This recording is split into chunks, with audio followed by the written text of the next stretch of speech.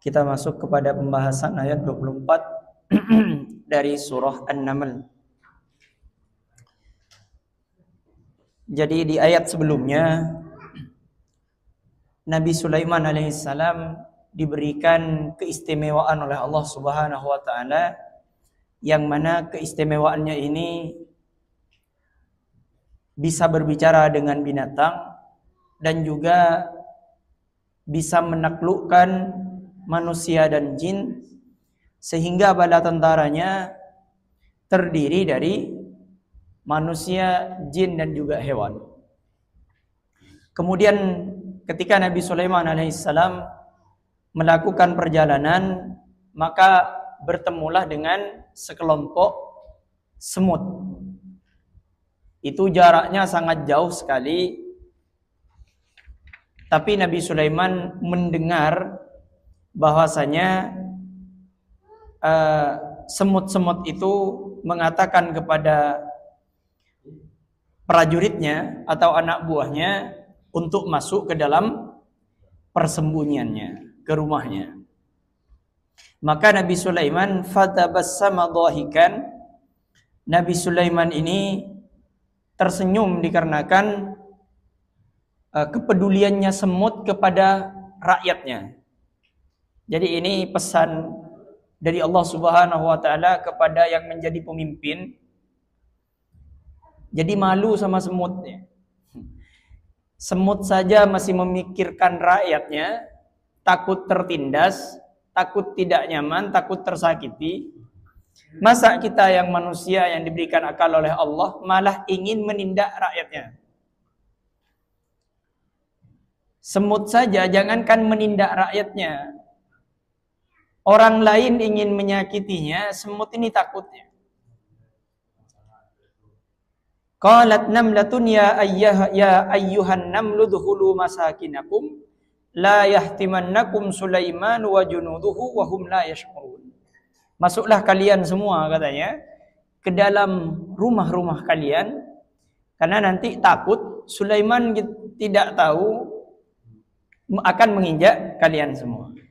Ulama tafsir menafsiri jarak Nabi Sulaiman dengan tempat semut itu jaraknya 3 mil. Jadi antara Nabi Sulaiman sampai kepada semut itu masih 3 mil jaraknya. Jadi semut itu sudah merasakan bahwasanya akan ada sesuatu yang akan melewati tempat itu. Maka kita kalau jadi pemimpin, dan juga kita doakan pemimpin-pemimpin kita, semoga Allah berikan hidayah. Karena meskipun kita menasehatinya, kalau Allah tidak memberikan hidayah percuma. Tapi kalau Allah sudah memberikan hidayah, maka meskipun siapapun yang menyesatkannya, maka tidak akan bisa menyesatkan. Wa may yahdillahu fala mudhillalah. Kita doakan semoga pejabat-pejabat diberikan hidayah oleh Allah hatinya yang lebih daripada semut kepada rakyatnya. Kalau ada pemimpin yang zalim kepada rakyatnya, itu bukan hanya seperti semut, tapi lebih parah dari binatang ternak. Seperti yang firman Allah Subhanahu wa taala di surah Al-Furqan kemarin, ulaika kal an'am bal hum adall, tapi dia malah lebih tersesat dibandingkan binatang ternak.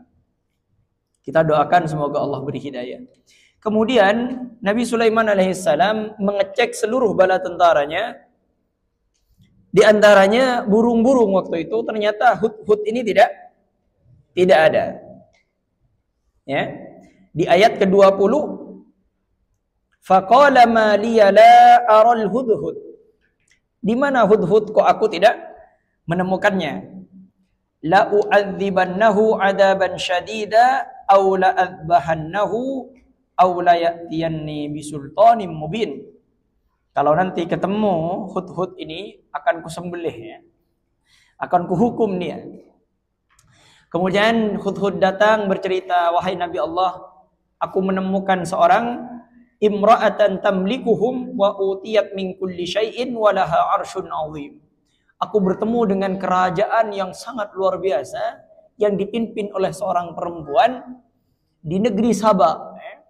Di negeri Saba.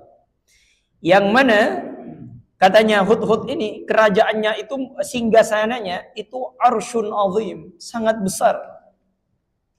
Panjangnya kira-kira 80 hasta ya. Lebarnya 40 hasta, sedangkan tingginya 30 hasta. Semua terbuat dari emas dan perak dan dihiasi dengan berlian dan permata dan juga dari yakut dan dari yakut merah dan juga zamrud. Wajadtuha wa qaumaha, di ayat yang ke-20 kita masuk pembahasannya. Wajadtuha, aku mendapati dia, yakni perempuan tadi, seorang ratu tadi, wa qaumaha, dan kaumnya, yasjuduna lisyamsi. Jadi ketika Hudhud ini menceritakan tentang kekayaannya, itu tak membuat Nabi Sulaiman takjub. Jadi ketika Hudhud ini menceritakan kekayaannya, terbuat dari semuanya, itu Nabi Sulaiman biasa saja. Tidak ada yang luar biasa bagi beliau. Kemudian ketika Hudhud bercerita, aku temukan dia dan kaumnya yasjuduna lisyamsi. Baru Nabi Sulaiman tertarik dengan kisah ini, dengan berita yang disampaikan oleh Hudhud. Mereka semua menyembah kepada matahari, min dunillahi, selain Allah. Wa zayyana lahumus syaitanu, dan setan telah menjadikan mereka, menghiasi mereka, memandang a'malahum, perbuatan-perbuatan mereka. Setan ini menghiasi perbuatan yang mereka lakukan itu seakan-akan baik. Ketika menyembah, hartanya semakin banyak misalnya, semakin aman rasanya, jadi dihiasi oleh setan perbuatan mereka yang salah. Wa zayyana lahumus syaitanu a'malahum fasaddahum anis sabili fahum la yahtadun. Karena setan menghiasi perbuatan mereka, mereka seakan-akan tidak salah, lalu menghalangi mereka dari jalan yang benar. Fahum la yahtadun, sehingga mereka tidak dapat petunjuk. Jadi kalau ada orang yang melakukan kejahatan kemudian tidak ada teguran, itu hati-hati, itu setan yang menghiasi, sehingga dia tidak sadar kalau dia salah. Tapi kalau orang yang diberi petunjuk oleh Allah, ketika dia melakukan kesalahan, Allah berikan dia petunjuk, Allah jatuhkan usahanya.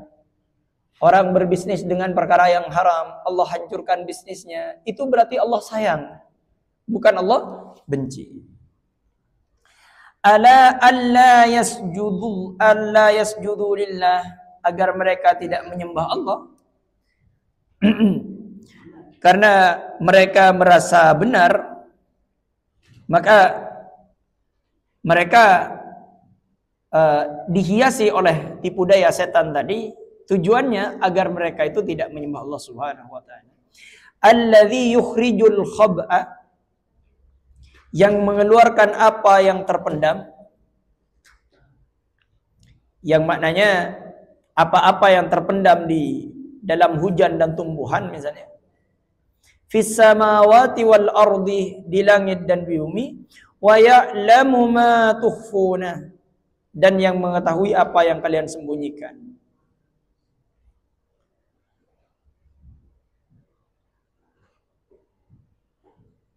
Kemudian wa ma tu'linun, dan apa yang kalian nyatakan. Jadi Allah Subhanahu wa taala ini adalah zat yang mampu mengeluarkan apa yang terpendam melalui air hujan itu. Dan Allah ini Maha tahu apa yang disembunyikan, dan wa ma tu'linun, dan apa yang dinyatakan. Maksudnya melalui perkataan Allahu la ilaha illahu, dialah Allah, tiada Tuhan selain Dia. Rabbul arsyil azim, Rabbul arsyil azim, Tuhan yang mempunyai arasy yang agung.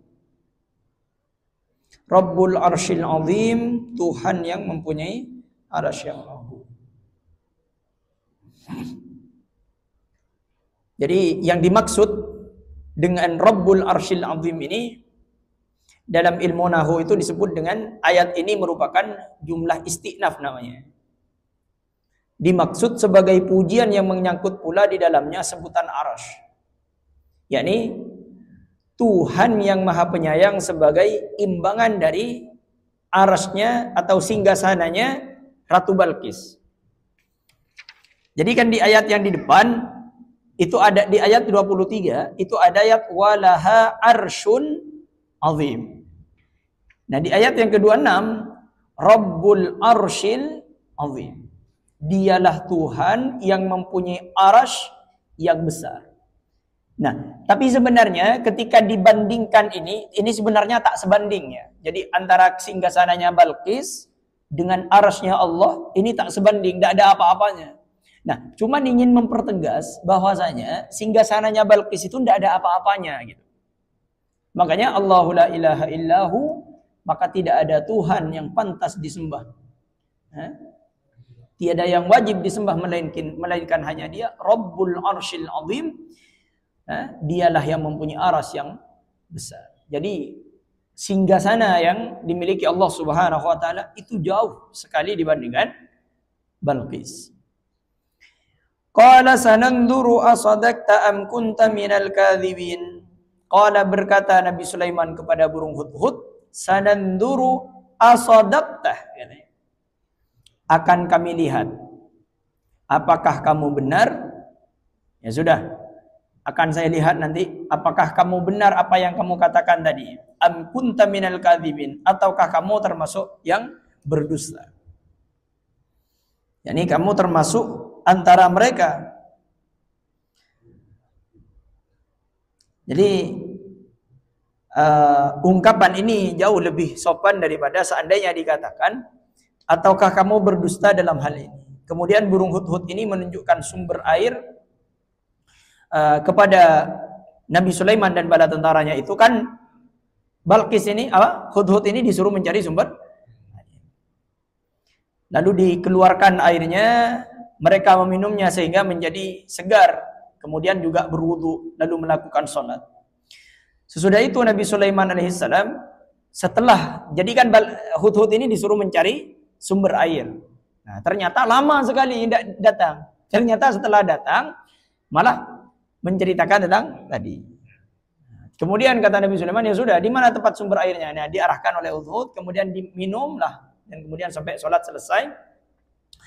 Setelah Nabi Sulaiman sholat, maka Nabi Sulaiman itu menulis surat kepada Ratu Balqis, yang kemudian nanti suratnya yaitu innahu min Sulaiman wa innahu bismillahirrahmanirrahim. Dari hamba Allah Sulaiman bin Daud kepada Ratu Balqis, Ratu negeri Sabah, dengan nama Allah yang Maha Pengasih lagi Maha Penyayang, keselamatan atas orang yang mengikuti petunjuk. Amma ba'du. Alla ta'lu alayya wa'tuni muslimin. Janganlah kamu sekalian berlaku sombong terhadapku dan datanglah kepadaku sebagai orang-orang yang berserah diri. Setelah itu Nabi Sulaiman menuliskannya. Waktu itu minyaknya pakai kasturi. Jadi tintanya dulu bukan tinta kayak sekarang, tetapi pakai kasturi. Yang kemarin ada di sini agak merah itu kasturi. Yang agak merah itu, agak coklat itu kasturi. Keng Jan Rohim Beceng apa nih? Jan Rohim Beceng. Ya, tadi mun saya beceng, kasih mun bedejin, berarti Rohim ini bedejin manggar beceng. Lalu Nabi Sulaiman alaihissalam mengecapnya dengan cincinnya. Jadi distempel dengan cincin beliau. Surat tadi distempel. Maka berkatalah Nabi Sulaiman kepada Hudhud di ayat yang ke-28, "Idhhab bi kitabi, pergilah dengan membawa suratku ini. Hadza fa'alqih ilaihim." Hadza fa'alqi ilaihim, lalu jatuhkanlah kepada mereka, yakni kepada Ratu Balqis dan bala tentaranya. Summa tawalla, kemudian berpalinglah, pergilah, anhum, dari mereka. Jadi katanya Nabi Sulaiman, nanti jatuhkan pas ketika mereka berkumpul, kemudian kamu pergi. Cuman summa tawalla, perginya ini jangan jauh. Jadi pergi bisa kamu mengamati itu. Bagaimana respon dia ketika membaca. Fa'anzur madza yarji'un. Lalu perhatikanlah apa yang mereka bicarakan nanti setelah membaca surat itu. Yakni yang dimaksud jawaban atau reaksi apakah yang bakal mereka lakukan nanti. Kemudian burung Hudhud membawa surat itu lalu mendatangi Ratu Balqis yang pada waktu itu berada di tengah-tengah bala tentaranya, memang lagi berkumpul. Kemudian burung Hudhud menjatuhkan surat Nabi Sulaiman itu ke pangkuannya pas, ke pangkuannya Ratu Balqis alaihissalam. Masih belum alaihissalam ya, karena masih belum masuk Islam. Ketika Ratu Balqis membaca surat tersebut, gemetar Pak. Tubuhnya gemetar, lemes luar biasa karena takut. Nah, kan tidak tahu kan, Ratu Balqis ini masih belum tahu kalau di atas kerajaannya itu masih ada kerajaan lagi. Tiba-tiba datang apa? Kemudian memikirkan bagaimana ini. Kemudian Ratu Balqis berkata kepada bala tentaranya waktu itu, qalat ya ayyuhal mala'u, berkatalah Ratu Balqis kepada pemeluknya, kepada kaumnya waktu itu, ya ayyuhal mala'u, wahai pembesar-pembesarku, inni ulqiya ilayya kitabun karim, sesungguhnya aku telah dijatuhkan kepadaku sebuah surat al-karimun yang mulia, yakni surat yang berstempel. Jadi dulu kalau ada stempelnya itu luar biasa. Tulisannya innahu min Sulaimana wa innahu bismillahirrahmanirrahim alla ta'lu alayya wa'tuni muslimin. Sesungguhnya surat itu dari Sulaiman dan sesungguhnya isinya atau kandungannya bismillahirrahmanirrahim, dengan menyebut nama Allah yang Maha Pengasih Maha Penyayang. Alla ta'lu alayya wa'tuni muslimin, janganlah kamu sekalian berlaku sombong terhadapku, kata Sulaiman, dan datanglah kepadaku sebagai orang yang berserah diri. Saya lanjutkan dulu, kita baca di pertemuan selanjutnya. Qalat ya ayyuhal mala'u, Ratu Balqis kemudian bertanya kepada para tentaranya, aftuni, berilah aku pertimbangan. Bagaimana ini? Kemukakan saran kalian kepadaku fi amri, dalam urusanku ini. Ma kuntu qati'atan amra, aku tidak pernah memutuskan sesuatu persoalan. Karena Ratu Balqis masalah perkara seperti ini masih belum pernah memutuskan suatu perkara, jadi minta pendapat. Hatta tashhadun, sebelum kalian berada dalam majlisku. Qalu, mereka menjawab, nahnu ulu quwwatin wa ulu ba'sin syadid. Nah, ini jawaban mereka. Kita adalah orang-orang yang memiliki kekuatan, katanya, dan juga memiliki keberanian yang sangat luar biasa dalam peperangan. Wal amru ilaiki, dan keputusan berada di tanganmu wahai ratuku. Fanzuri, maka pertimbangkanlah, madza ta'murin, apa yang akan kamu perintahkan. Jadi katanya bala tentaranya, kami ini adalah kerajaan yang besar, dan pasukan kami ini pasukan terlatih, kita kuat. Sudah tidak usah takut, perintahkan kepada kami siap untuk menunggu perintah. Qalat, Ratu Balqis berkata, innal muluka, sesungguhnya raja-raja, idza dakhalu qaryatan, apabila memasuki suatu negeri, afsaduha, niscaya mereka membinasakannya, yakni melakukan pengrusakan di dalamnya. Wa ja'alu a'izzata ahliha adillatan, dan menjadikan penduduknya yang mulia jadi hina. Wa kadzalika yaf'alun, dan demikian pula lah yang akan mereka perbuat, yang akan dilakukan oleh para pengirim surat ini. Katanya Ratu Balqis, biasanya kalau raja itu datang ke sebuah tempat, maka dia akan membuat kerusakan. Biasanya rakyatnya yang dulunya mulia jadi hina, dijadikan budak. Yang asalnya makmur jadi miskin. Dan saya takut nanti yang mengirim surat ini jadi juga akan masuk ke tempat kita, kemudian kita ditaklukkan. Wa inni mursilatun ilaihim, dan sesungguhnya aku akan mengirim utusan kepada mereka, bihadiyatin, dengan membawa hadiah. Fanadhiratum bima yarji'ul mursalin, dan aku akan menunggu apa yang akan dibawa kembali oleh utusan-utusanku itu. Sudah. Kita buat siasat, kita kirimkan hadiah dulu. Apakah mereka akan menerima hadiahku ini, katanya, atau menolaknya? Jika ia seorang raja, katanya Balqis, niscaya ia akan menerimanya. Kalau dia seorang raja, maka hadiah yang akan kukirimkan akan diterima. Dan jika dia seorang nabi, niscaya ia akan menolaknya. Jadi Balqis ini mengatakan, jika dia seorang raja maka pasti akan menerima, tapi dia apabila seorang nabi maka akan menolak. Kemudian Ratu Balqis mengirimkan para pelayan laki-laki dan perempuan yang jumlahnya waktu itu, karena Balqis ini kaya, jumlah orang yang dikirim untuk mengantarkan hadiah itu kata ulama tafsir banyaknya 2.000 orang. 2.000 orang. Ini 1.000 laki-laki, 1.000-nya perempuan. Para utusan itu membawa, ini ulama tafsir menyebutkan, para utusan itu membawa 500 balok emas. 500 balok emas. Sebuah mahkota yang bertahtakan permata. Jadi mahkota ada permatanya. Minyak kasturi, minyak anbar, dan hadiah-hadiah lain-lainnya, beserta sebuah jawaban surat. Sebuah jawaban surat.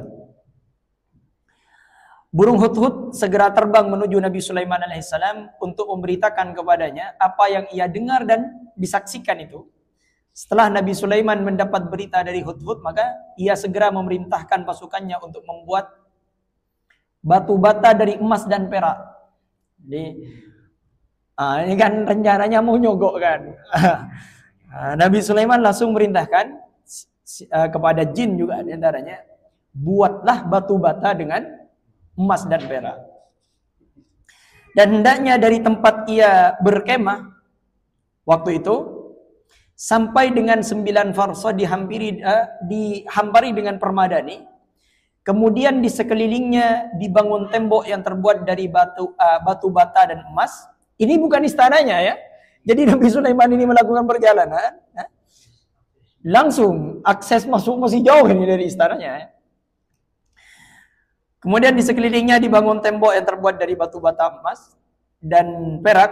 Kemudian ia memerintahkan kepada anak buahnya, yakni jin, supaya mendatangkan hewan darat dan hewan laut yang paling indah untuk ditaruh di sebelah kanan dan kiri lapangan dekat istana yang dibangunnya. Jadi istananya ini baru dibangun rencananya.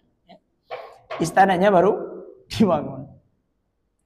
Falamma jaa Sulaiman, maka tatkala utusan itu sampai, yakni utusan Ratu Balqis membawa hadiah berikut pengiring-pengiringnya yang 2.000 orang itu, Sulaiman kepada Nabi Sulaiman, qala atumiddunani bimalin. Nabi Sulaiman berkata, apakah patut kalian menolong aku dengan harta? Fama ataniyallahu, maka apa yang diberikan oleh Allah kepadaku, yakni berupa kenabian dan kerajaan, khairum mimma atakum, lebih baik daripada apa yang kalian mau berikan kepadaku. Apa yang diberikannya kepada kalian. Jadi kata Nabi Sulaiman, yang diberikan oleh Allah kepadaku itu lebih baik daripada yang diberikan Allah kepada kalian. Bal antum bihadiyatikum tafrahun. Tetapi kalian merasa bangga dengan hadiah kalian itu. Kalian merasa bangga dengan harta keduniawian yang kalian miliki. Jadi katanya Nabi Sulaiman, apakah kalian mau menyogokku dengan kebanggaan yang kalian banggakan? Jadi emas di rumah tuan kalian itu, emas dan perak dan berlian dan permata di rumah tuan kalian, itu jadi kebanggaan. Sedangkan di istanaku, kata Sulaiman, ini cuma jadi sampah ya. Cuma jadi batu jadi tembok ya. Jadi harta yang dimiliki oleh ratu kalian itu disimpan di dalam istananya, sedangkan emas yang ada di rumahku itu dijadikan batu bata, ditaruh di luar ya. Gimana Anda gemetaran ya? Irji ilaihim, kembalilah kepada mereka dengan hadiah yang kamu bawa. Falanatiyannahum bijunudil la kibalah. Sungguh kami akan mendatangi mereka dengan bala tentara yang mereka tidak mempunyai kekuatan, tidak berdaya lagi.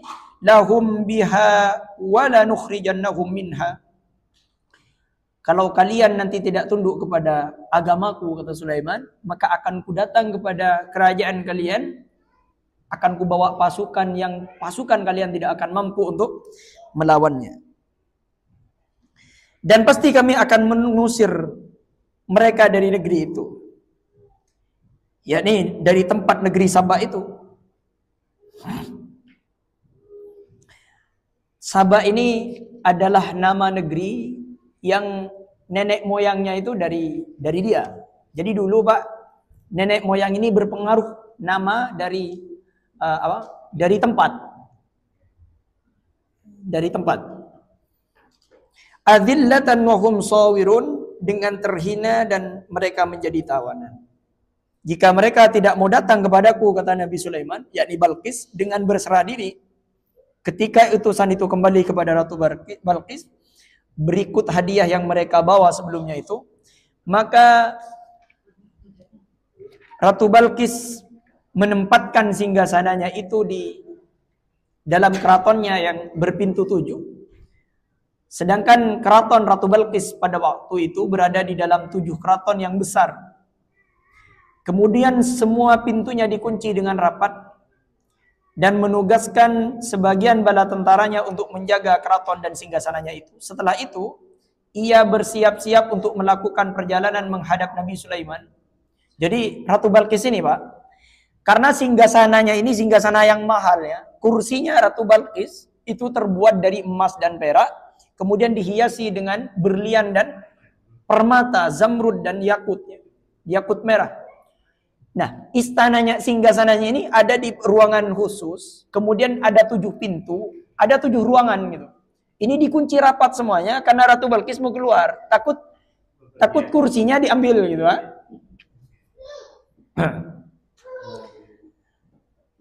Kemudian melakukan perjalanan untuk menghadap Nabi Sulaiman untuk melihat apa yang akan diperintahkan oleh Nabi Sulaiman kepada dirinya.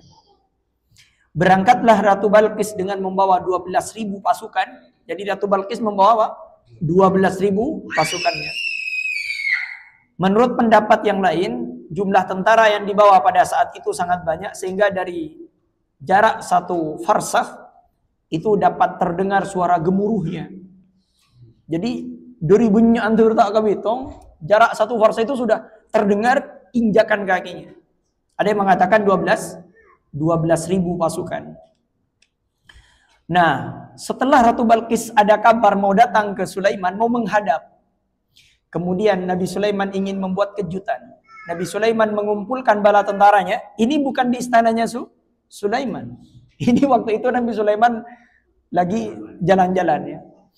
Qala ya ayyuhal mala'u, Nabi Sulaiman berkata kepada bala tentaranya, ayyukum ya'tini bi arsyiha, siapakah di antara kalian semua yang mampu mendatangkan singgasana Balqis dari Sabah ke Palestina? Kemudian qabla ayyatuni muslimin, sebelum mereka datang kepadaku sebagai orang-orang yang berserah diri. Jadi katanya Nabi Sulaiman, sebelum Balqis nyampe ke tempat ini, tolong siapa yang bisa mendatangkan singgasananya Balqis dari Sabah ke Palestina. Qala ifritum minal jin, di ayat 39, qala ifritum minal jin, berkatalah ifrit. Ifrit ini siapa? Jin ya.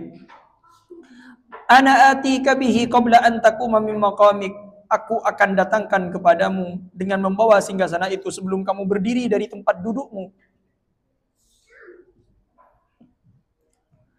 Karena Nabi Sulaiman waktu itu duduk di tempat duduk.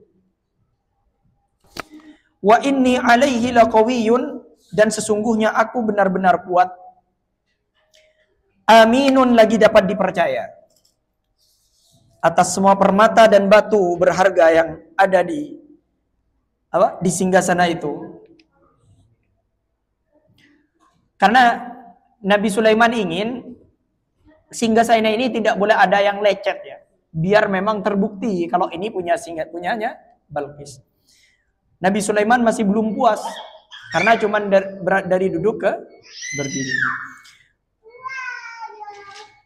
Kita lanjutkan mungkin di pertemuan selanjutnya karena sudah sampai waktunya adzan. Nasrum minallah wa fathun qarib wa basyiril mu'minin. Wassalamu